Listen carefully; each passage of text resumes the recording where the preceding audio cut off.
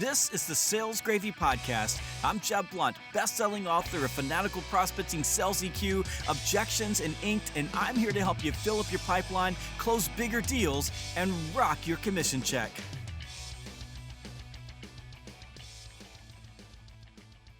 In part 2 of my conversation with sleep expert Jeff Kahn on the impact of sleep and sales productivity, we talk about how the lack of sleep can impact your attitude, emotional intelligence, and even your ability to perceive the emotions of others when you're in sales meetings. Jeff describes walking into a sales meeting with no sleep like drinking a case of beer and then trying to have a conversation. It just doesn't work. Before we get started, though, I'm so excited to tell you about my brand new book, Virtual Selling. One of the reasons there's been so few podcasts lately is that I've been heads down working on this book. And this book is awesome. You're going to love it. It teaches you everything you need to know about selling through virtual tools, communicating with video, phone, text, direct messaging, and even getting attention of hard-to-reach prospects using video messaging. Go pick it up right now at Amazon. You can get it on Kindle, download it, and read it. I promise you it'll help you close more business. Now, here's the second part of my conversation with Jeff Kahn on the impact of sleep and sales productivity.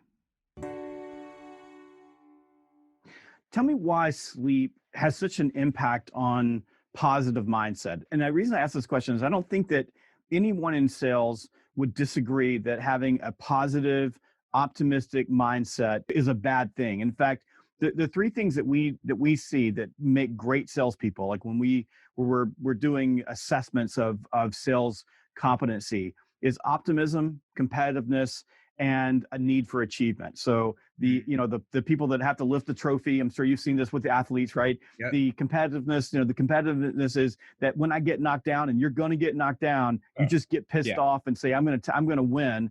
And then optimism, where you can always see something good around the next corner. Why is that so important? And how does sleep create those mindsets that really create these elite athletes in the business world? Yeah. So, when you think about it, and I would say I don't want to get too scientific here, but, there's a part in the brain that the brain has different components in it. And what scientists have done is really they've taken a group of people, they tell them to get no sleep, and they then image their brain to see what's happening. You can see that the emotional part of the brain basically fully shuts off. And so what that does is it basically throws all of your emotional skills, all of your EQ. Basically, if you want to measure EQ, like that just immediately drops. Your IQ probably doesn't change much. It does, although there's research that talks about that, but your EQ just plummets. In fact, it's probably the most affected thing by sleep. And so when you talk about positivity and optimism, there's a lot of different ways that scientists have broken that down, but like something you might not expect. So if you don't get enough sleep, your vocal tone changes. Like literally the words that you're saying, the person you're selling to is going to perceive your words as more negative, like without you having to do anything. So, I mean, you know how you were saying like, hey, when I get 9 hours of sleep, I go into the keynote and I just feel like it's magic. I don't even have to think, right? Like it's all these things. When you get sleep, it's setting your next day up for success. And so you should really be thinking about that night's sleep is really the start of that next day's performance. And it's going to impact what your outbound activities look like. It's going to impact, how good your calls are. It's going to impact how you feel just as a seller. Like I've been through it where I'm selling, big enterprise deals, and you don't feel good doing your job. You feel anxious because you haven't been getting emails back. You're behind on your expense reporting. Your CRM discipline hasn't been where it needs to be. You've got a pipe review coming up, and you just feel that anxiety. That's the difference between, not being well slept and being well slept. And so I think what might be useful is, because I think a lot of people that are listening to this already know so much of that. Maybe some of this is new, but I think it's really important we understand what leads to those high performance days, right? And what can you do about your sleep that's going to lead to that? And it's definitely something that I want to make sure we dig deep into. I think it's important, though, that when you talk about the issue with the EQ dropping, so I can imagine that when you don't get enough sleep, you're more irritated. Little things grate on your nerves, so your fight response really kicks in. So it's really easy to set you off in a situation.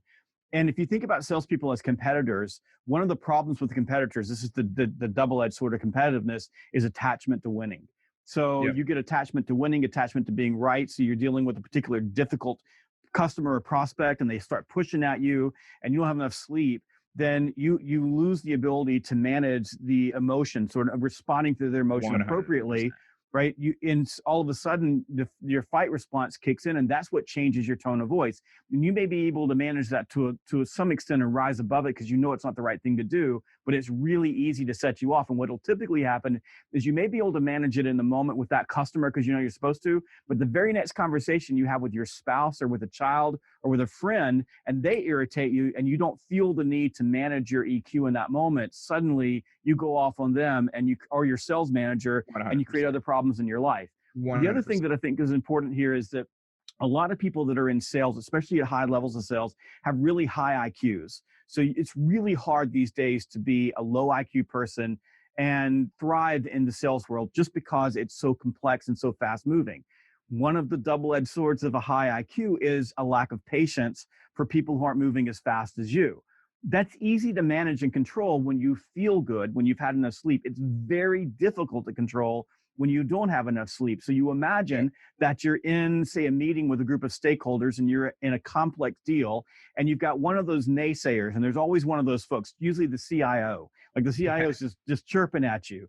And they can see the micro expressions on your face that you are no longer able to control because you haven't had enough sleep. And you basically, your willpower, all of the things that are a part of you that manage all that, has depleted to a place where everybody can see the expressions. And when And that happens, you're right, they don't always consciously know what's wrong, but their subconscious knows exactly what's going on. And they walk out and they don't feel good. Back to the premise, the most consistent predictor of outcome when all things are equal is the way that people feel about working with you. And I love what you said. When you don't have enough sleep, people don't always feel good about working with you. Yeah, no, I mean that's incredibly clear. And there's research that shows, if you're a sales leader, actually your team, if you're not well slept, your team notices, and you're not actually your team doesn't like you as much. So of course it's going to go to your prospects. But I think the real, just to make this super simple, is that you're walking into that complex enterprise deal, right? You're trying to get it done. When you're sleep deprived, you're basically walking in, under a case full of beer. That's how you should think about it. Your emotional brain is and just think about the last time that you were sloshed around at, a bar having a little too much to drink. That's how you're walking in emotionally, mentally, and cognitively to that meeting. And it is part of your job. And, Jeb, for me, what changed was as I started seeing just how strong this research was. If I go into a meeting and I had 6 hours the night before, or, I've been getting not a lot of sleep, I feel like I let that person down. Like it is it's the same way as if, I was taking a sales call and I didn't prepare for it, right? I feel like I just totally missed the boat and I didn't do my job. And that's what's happening. So when you walk into that meeting and you haven't taken care of your sleep, it's as if you're walking in there drunk. And there's research to, back up those numbers in terms of where you're at from a performance standpoint. But, we could just keep going on this topic. But even like just one thing that hit me is, you've got the CIO chirping at you. If you're not sleeping enough, you can't even pick up on their facial expressions. Your brain doesn't pick them up because, as you said, you go into a fight or flight mode. What happens is you get less sleep than you need. Your body releases a surge of cortisol, which is the stress hormone.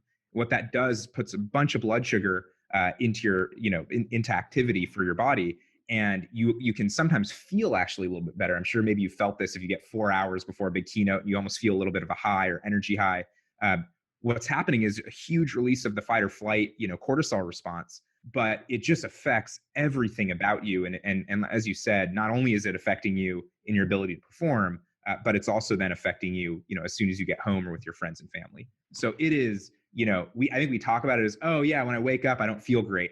This is fundamental to how you live your life. And not only how you live your life, how long you live. And so, I mean, this is just something that if you're not thinking about as a number one priority, it's going to allow you to be successful in all these other areas and build these skills that you've been talking about.